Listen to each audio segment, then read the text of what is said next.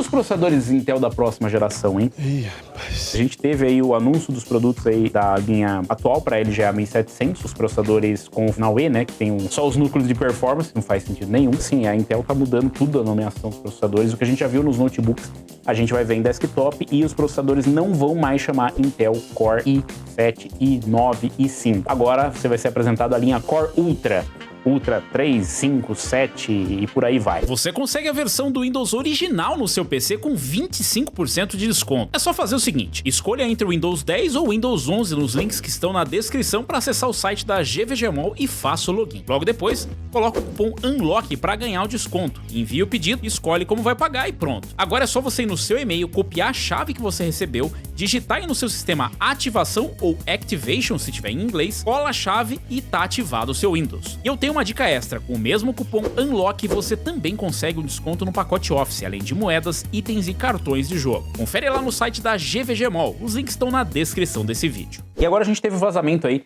de mais informações dos Arrow Lake 265KF, desbloqueado para overclock, tem gráfico integrado, 8 núcleos de desempenho e 12 núcleos de eficiência, então são 8 P-Cores e 12 E-Cores, né? Um Ultra 7, não é o topo de linha, e eles não vão ter o Hyperthreading. A gente tinha antes, vou pegar um exemplo mais antigo, um i7 7700K. 7700K, ele tinha 4 cores e 8 threads, que era o Hyperthreading. A gente não vai ter o Hyperthreading na próxima geração, então vão ser só os núcleos que a gente vê. Então se ele tem aqui 8 performance e 12 de eficiência, ele só tem 20 cores e 20 threads. Inclusive, a Intel tá aumentando, né, o número de E-cores e, na verdade, aumentando a eficiência, né, mais do que isso. Aumentando clock, aumentando performance e eficiência, o que vai estar relacionado, né, processadores com núcleos de eficiência mais poderosos e trazem uma eficiência energética maior, que é meio que o objetivo desses cores. Vazaram resultados aqui no Geekbench, e eles estão com os P-Cores rodando a 5.5 aí, né, no boost máximo, e o clock médio ali na casa dos 5.4, mínimo 4.8 e máximo 5.4. Aqui ele foi comparado ao i7 14700K. Então se você está tentando correlacionar, fala, nossa, e onde que vai esse 265KF? Eu disse,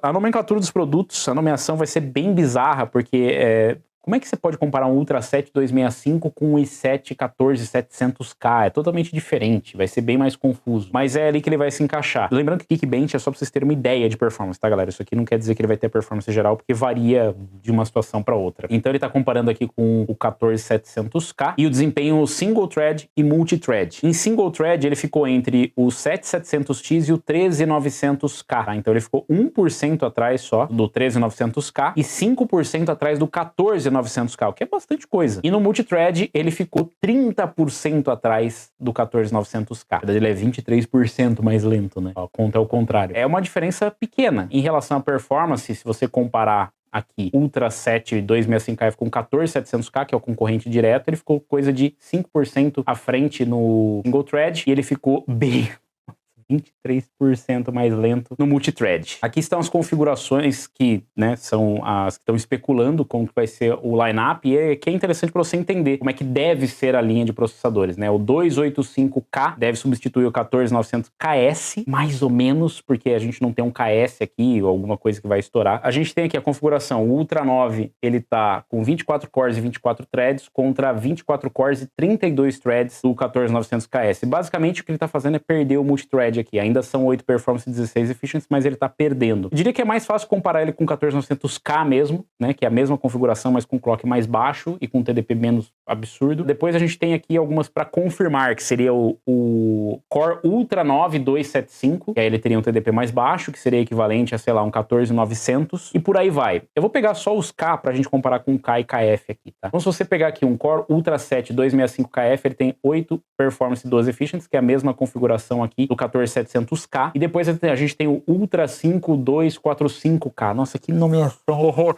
Por que esse esquema de nome é tão ruim? Por quê? 285, 265, 2... Por que é tão ruim?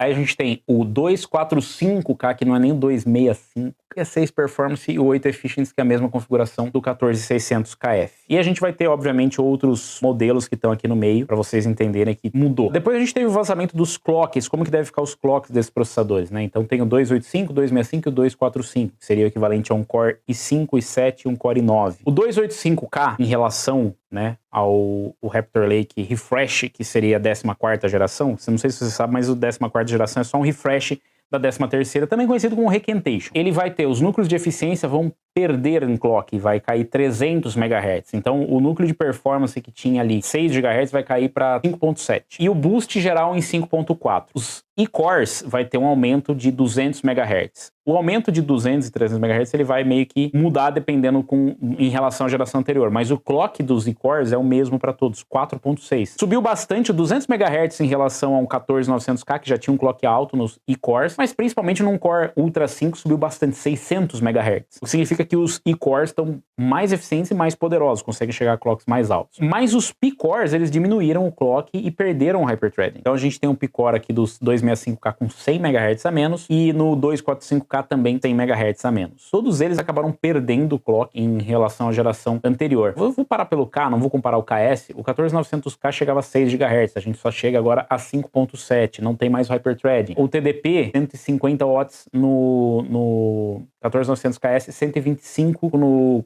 14900K, aqui vai estar em 125. É o que a gente já tem de atualização, tem mais alguns números de performance, né, da série 200K. Aí tem aqui os vazamentos que a gente viu com benchmarks a 250 watts. Então no Crossmark, o 14900K perdendo aí por 11,8%, parado com o Alder Lake Engineering Sample e o Qualification Sample. O que quer dizer esses dois aqui? Um é uma amostra de engenharia, ou seja, quando eles estão desenvolvendo o produto, e o outro é uma amostra de qualificação. É uma amostra que eles mandam o produto para já ser, para se qualificar para as especificações do mercado. Então, tipo, ele tem que ter o clock de tal. Então, ele vai seguir essas especificações. É muito mais próximo do que a gente vai ter na versão comercial. E, normalmente, eles mandam versão de engenharia e de qualificação para fabricante de placa-mãe e tal, de hardware, para eles já irem acertando isso. A gente tem aqui algumas amostras de engenharia do Arrow Lake e aqui os comparativos. Esse aqui é o Arrow Lake S, é uma amostra de engenharia, Engineering Sample 2, né, uma segunda amostra de engenharia. E esse aqui é o Alder Lake S Qualification Sample,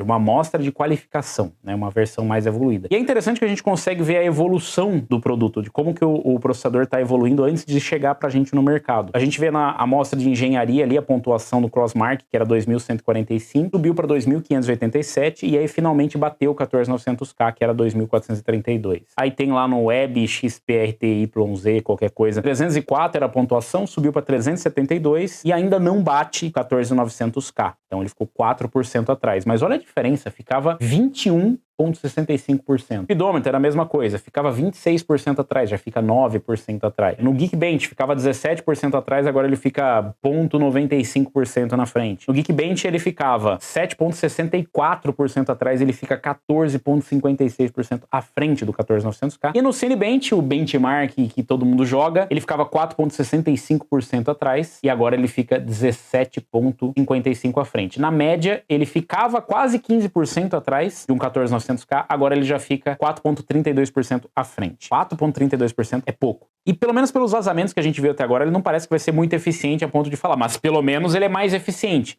Vai ser mais eficiente, mas ainda assim parece que vai continuar sofrendo para bater os Ryzen 9000. Tem inclusive um comparativo interessante aqui do Cinebench R23, comparando os Ryzen 9000, números antes do lançamento, do 9950X aqui, né, no Cinebench, fazendo 41.924 pontos, isso em estoque. Imagino eu, né? O do Nantec a 160 watts fazendo 42 mil e a 230 watts fazendo 46 mil pontos, enquanto que o Alder Lake Qualification Sample a 250 não conseguiu bater. Ele fez 43.118. É uma evolução muito grande se a gente comparar com o 14900K. É uma evolução muito grande se a gente comparar com o 7950X. Ainda é pouco se a gente comparar com o Ryzen 9, que é com quem você deve comparar. E bom que a Intel está melhorando o seu produto, mas ainda não parece bom o suficiente para bater os Ryzen 9000. Nem o 9950X e provavelmente nem o 9900X. E a gente vai ter os concorrentes meio que escalonando. A gente ainda tem os Ultra 7265KF. Deve botar com 9900. Vai ser péssimo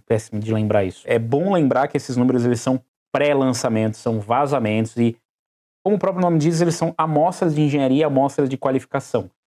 A de engenharia, com certeza, não é a performance a se esperar, mas é uma parte da linha de produção, da linha de desenvolvimento, na verdade, do produto, né?